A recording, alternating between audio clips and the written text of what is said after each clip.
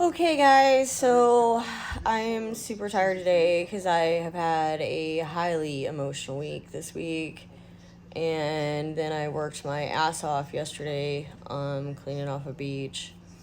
But I did promise today that I would talk about trauma and how it creates BPD and complex PTSD also is a comorbidity, and they have a lot of the same symptoms. I'm diagnosed with both. And there are 9 markers for borderline personality disorder. And one of those is intense anger, unstable relationships, chronic emptiness, disassociation when it involves stress, impulsiveness, fear of abandonment, difficulty regulating emotions, alternate between idolizing somebody and thinking they're the worst person in the world. And we also have self-harm or suicidal thoughts. A lot of us have addictions because of the family in our head. Of course, we all have the family in our head who tells us how worthless we are and stuff. Now, trauma and BPD generally starts as a child. Emotional neglect, sexual abuse, certain things like that. Like I said, I just grew up in a very, very chaotic environment. And honestly, if you ask me, I really can't remember anything before the age of 7 except for spotty things. I think I purposely blocked it out. There was a lot of violence and things like that in my house. My parents are grown and I've forgiven them for things because they were young too. But it was traumatic. And then CPTSD, I already had BPD. I was already. Now, you only have to have 5 of the markers to be diagnosed as BPD, and I have all 9. So I was already exhibiting symptoms as a teenager into, early adolescence. And when I was 17 years old, I met a boy. So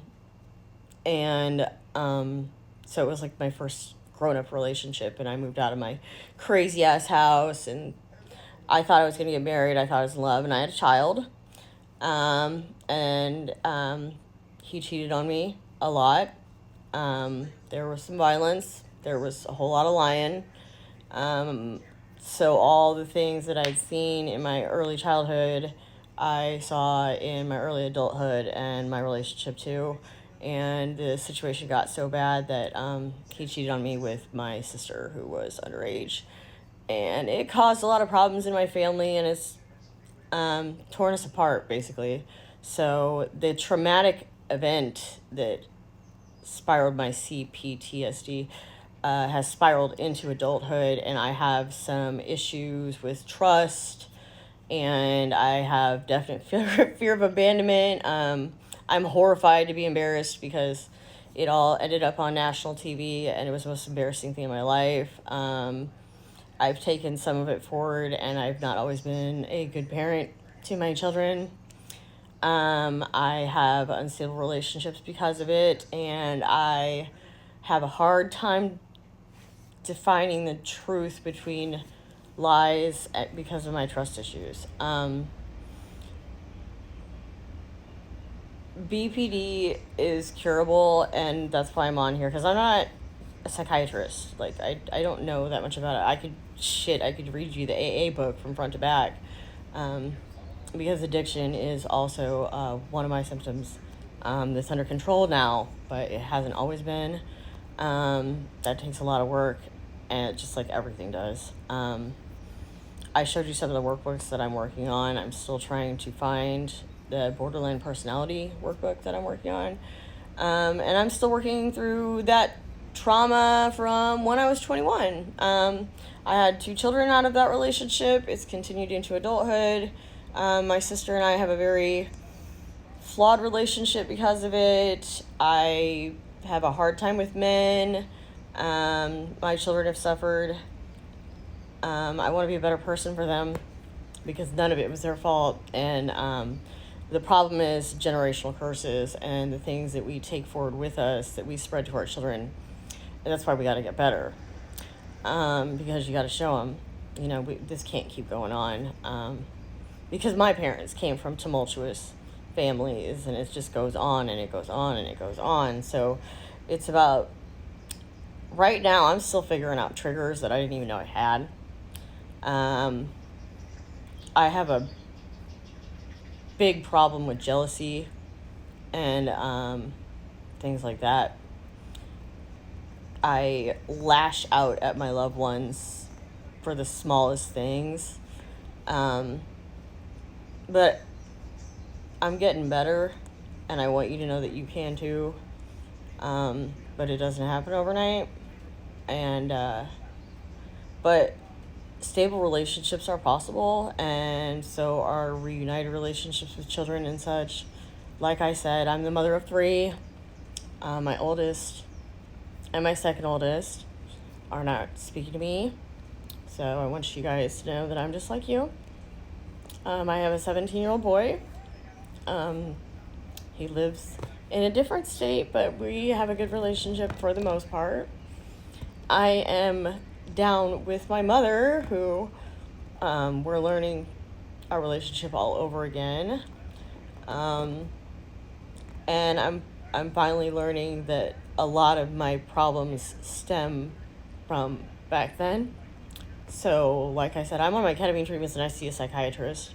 I'm staying off methamphetamine because let me tell you something, that's about the worst drug you can do when you have BPD. But I was an addict.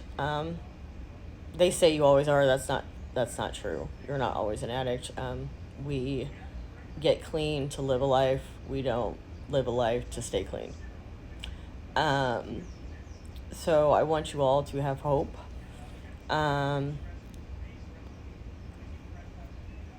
So now you know the 9 markers for BPD. So if you have a question about whether you have BPD or you're trying to understand why you do what you do, that's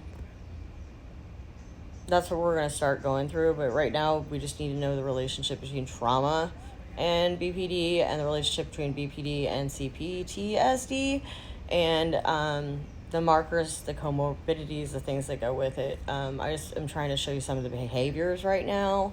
And right now I'm learning to decipher things, because like I said, like last week I sounded kind of crazy because I didn't trust my boyfriend, and I wasn't looking for the real truth. I was looking for the truth that fit my narrative in my head of my family full of lies. And now that I've calmed down, I want to show you, see the things I do. I mean, it's got to drive a person crazy, and that's why we need to get better. But like I said, we're not evil. We're just really scared people with unstable identities, because we don't know what to expect, and we don't know how to behave around certain people, because we don't want to be hated, and we're just really misunderstood. But anyway, so there's a relationship between trauma and BPD. So if you think that you might have BPD, maybe you start looking back to see where the trauma started. And that's where you start, because it's called shadow work if you do it the spiritual way. And it's going in to find the answers. You have to go inside.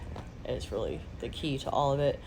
But where I'm manifesting good things for me and my life and your life too, and I'm forgiving those that hurt me, and I'm letting them go, and I'm not being hateful like I used to be, and I hope all you watching this are maybe learning some things, because otherwise I feel really stupid talking to you.